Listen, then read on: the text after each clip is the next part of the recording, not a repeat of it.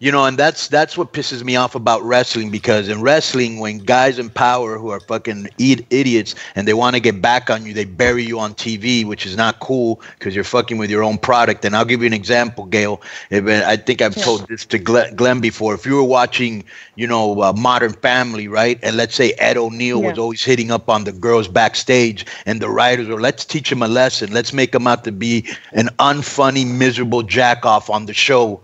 You're just fucking, you're shooting yourself in the foot. You know what I'm saying? And they do that to talent all the fucking time. It's like, get over it. People leave, people come back. You fucked people over.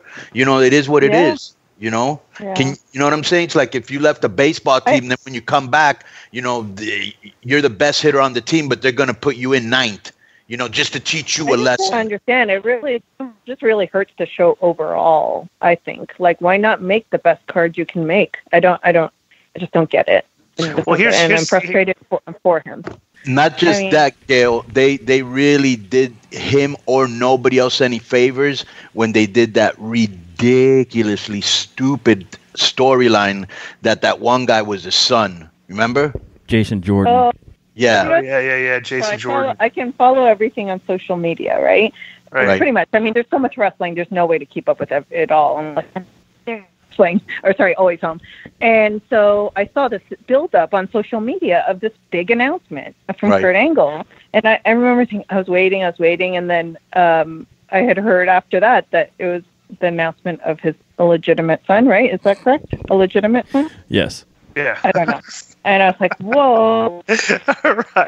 Right. It's so corny, man. It's like, God. And at the time on the show, we both buried it, rightfully so, and it did absolutely nothing for none of them. And it just continued a path of then not knowing what to do with Kurt Angle. And he's not the only one. Do you watch WWE regularly or not? No, but I can follow everything. I mean, I follow enough wrestlers and, you know, people associated with wrestling to know what's going on each show because people are always tweeting about it, right? So, I mean, everyone's going to have their different opinion about, you know, what and why and how to fix it. But I just think they have way too much talent there. I mean, honestly, they've tried to buy up the whole industry, and I feel sorry for the talent.